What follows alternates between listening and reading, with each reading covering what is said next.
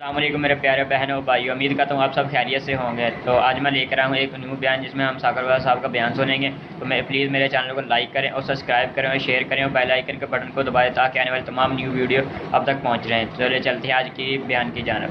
حضرت ابو ہریرہ رضی اللہ تعالیٰ عنہ سے مروی حضور کا یہ فرمان بھی سنیے جو صحیح بخاری مسلم میں ہے: من صام رمضان ایمانا و احتسابا غفر له ما تقدم من ذنبہ۔ جو محاسبہ نفس کے ساتھ اور ایمان کے ساتھ روزے رکھتا ہے، اللہ تعالیٰ اس کے پچھلے سارے گناہ معاف فرما دیتا ہے، اس کے دامن پہ گناہ کا ایک دھبا بھی باقی نہیں رہتا۔ یہ کرم نوازیاں ہیں۔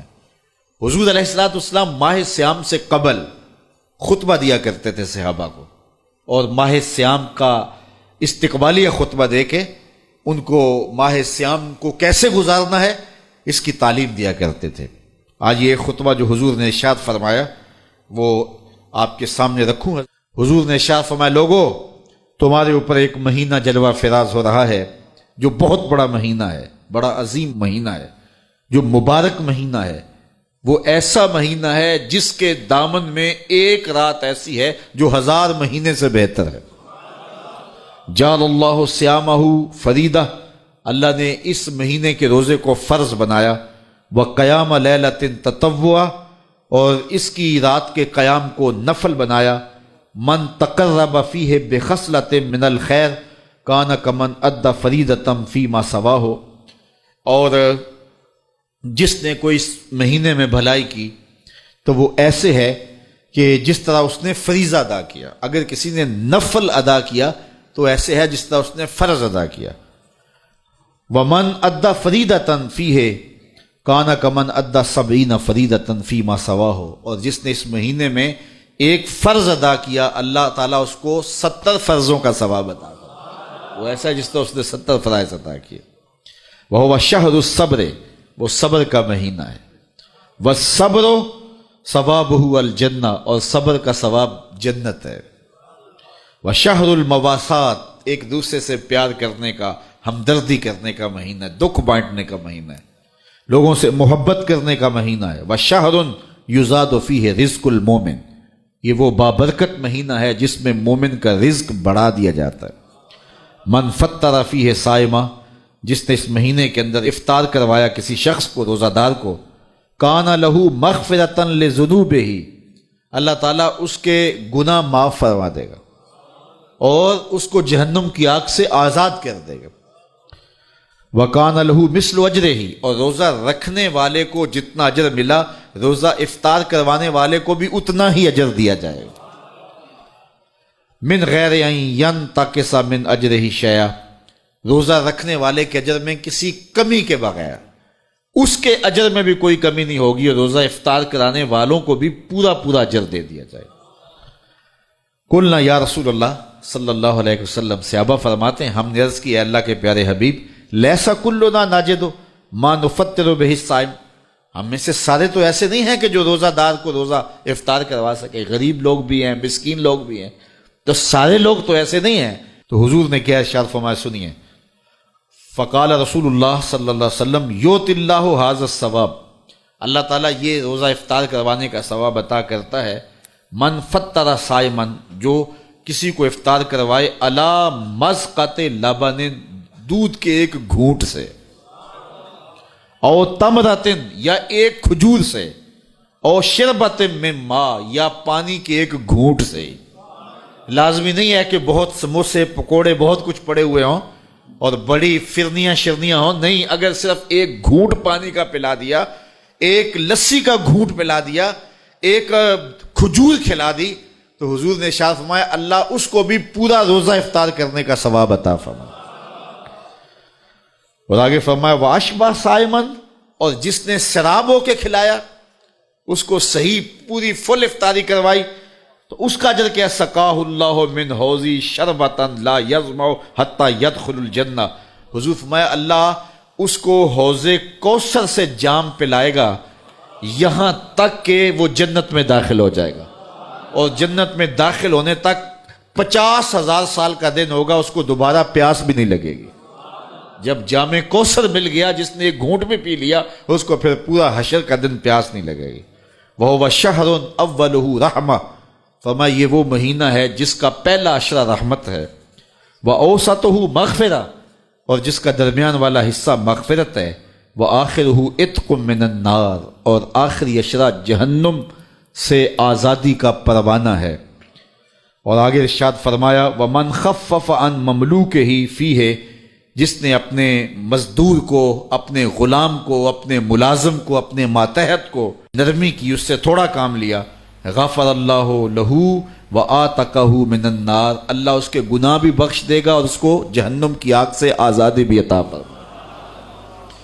تو یہ وہ بابرکت مہینہ ہے جو اللہ کی رحمتوں اور کرم نوازیوں کا نور ہے۔ حضور علیہ السلام نے ارشاد فرمایا لِكُلِّ شَيْءٍ زکوٰۃ وَزَكَاةُ الْجَسَدِ الصَّوْمُ، ہر شے کی زکوٰۃ ہوتی ہے، جسم کی زکوٰۃ روزہ ہے۔ تو روزہ جسم کی زکوٰۃ ہے، باطن کا تزکیہ ہے، من کا چراغاں ہے، نفس کی سرکوبی ہے، شیطان سے بچاؤ کا ذریعہ ہے، اور دوزخ سے ڈھال ہے، اللہ کی رحمتوں کا حقدار کرتا ہے اور اس کی کرم نوازیاں ہمیں نصیب کرتا ہے۔ خوش نصیب ہیں وہ لوگ جو ماہ صیام کو پورے خشوع و خضوع سے گزارتے ہیں۔ حضور نے جب کوئی راز کی بات کرنا ہوتی تو حضرت حذیفہ بن یمان سے کرتے، تو فرماتے ہیں کہ میں چونکہ حضور کے ساتھ نماز نہیں پڑھ سکا تھا، کافی وقت گزر گیا، تو ماں نے مجھے اجازت دی حضور کی خدمت میں حاضر ہونے کی۔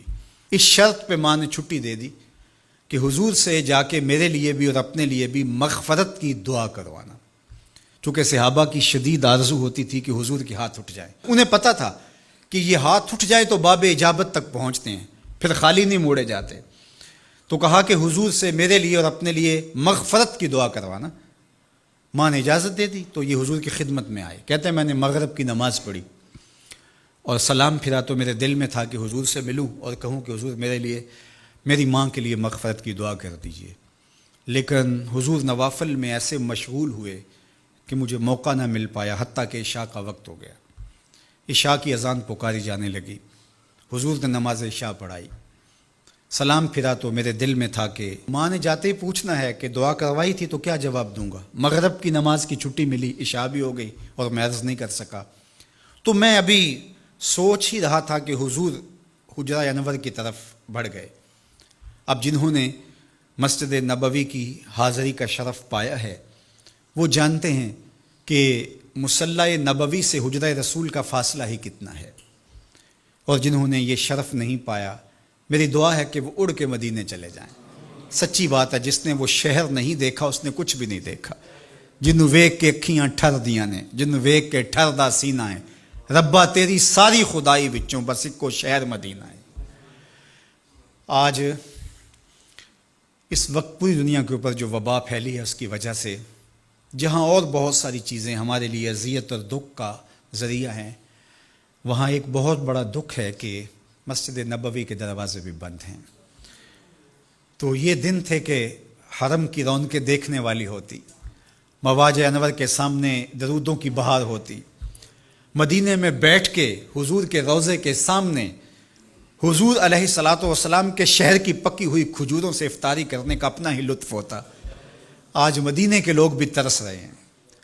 بچپن سے لڑکپن تک اور لڑکپن سے جوانی تک اور جوانی سے بڑھاپے تک 80 سال عمر ہو گئی، جنہوں نے رمضان المبارک کا روزہ مسجد نبوی سے باہر کبھی کھولا ہی نہیں، آج اپنے گھروں کی چھتوں پہ کھڑے ہو کے میناروں کو دیکھتے اور چیخیں مار رہے ہیں۔ اللہ اس وبا کے دن مختصر کر دے اور اس امت کے لیے آسانیاں پیدا کر دے۔ تو حضور علیہ السلام اٹھے مصلی انور سے اور اپنے حجرہ انور کی طرف چل پڑے۔ تو حضرت حذیفہ بن یمان کہتے ہیں کہ میں بھی حضور کے پیچھے چل پڑا، غیر ارادی طور پہ کچھ رفتار تیز ہو گئی تو قدموں سے آہٹ پیدا ہوئی، تو حضور نے ارشاد فرمایا کہ من ھذا، کون ہے؟ پھر خود ہی کہا حذیفہ تو نہیں؟ قلت تو نعم، میں نے کہا جی جی حضور میں حذیفہ ہوں۔ تو آقا کریم علیہ السلام نے کوئی توقف کیے بغیر فرمایا ما حاجتوں کا غفر اللہ لکا والے امے کا، اللہ تجھے بھی بخش دے، تیری ماں کو بھی بخش دے، کس کام آئے ہو؟ اب حذیفہ بن یمان کہتے ہیں جو کام تھا وہ تو جنبش لب سے پہلے ہو گیا، یہاں تو لفظوں کا سہارا نہیں لینا پڑتا، وہ بند لبوں کی بولیاں سمجھتے ہیں، تو کہتے ہیں کہ جو حاجت تھی وہ تو پوری ہو گئی، یہی تو کہنا تھا کہ حضور میرے لیے اور میری ماں کے لیے مغفرت کی دعا کیجیے۔ پھر حضور نے ارشاد فرمایا، قال ان ھذا ملک لم ینزل الارض قط قبل ھذہ اللیلہ، اے حذیفہ یہ فرشتہ ہے جو اس رات سے پہلے زمین پر کبھی نہیں آیا، یہ پہلی مرتبہ آیا ہے۔ استاذن ربہ ان یسلم علیہ، اس نے رب سے اجازت مانگی تھی، مالک تیرے محبوب کو سلام نہ کر رہا ہوں، مجھے سلام کرنے آیا ہے، لیکن ساتھ ساتھ مالک نے کہا کہ جا رہے ہو میرے محبوب کے پاس سلامی پیش کرنے کے لیے تو ایک تحفہ بھی لیتے جاؤ، تو وہ بھی مجھے دینے آیا ہے۔ تو وہ تحفہ کیا ہے سنو، بے انا فاطمہ سیدۃ نساء اہل الجنہ، مجھے خوشخبری دینے آیا ہے کہ آپ کی بیٹی فاطمہ جنتی عورتوں کی سردار ہے، اور وَأَنَّ الْحَسَنَ وَالْحُسَيْنَ سَيِّدَا شَبَابِ اہل الجنہ، اور حسن اور حسین فاطمہ کے بیٹے جنتی جوانوں کے سردار ہیں۔ یہ آج خوشخبری لے کر کے میرے پاس مجھے سلام کرنے آیا ہے۔ تو یہ ملکہ جنت ہیں، خاتون جنت ہیں، سیدہ نساء اہل جنت ہیں۔ کہتے ہیں کہ جب حضور علیہ الصلاۃ والسلام کو سیدہ فاطمہ الزہرا رضی اللہ تعالی عنہا کوئی بات کرتی تھی تو حضور ان کی بات کو نہیں ٹالتے تھے، ان کی بات مان لیتے تھے۔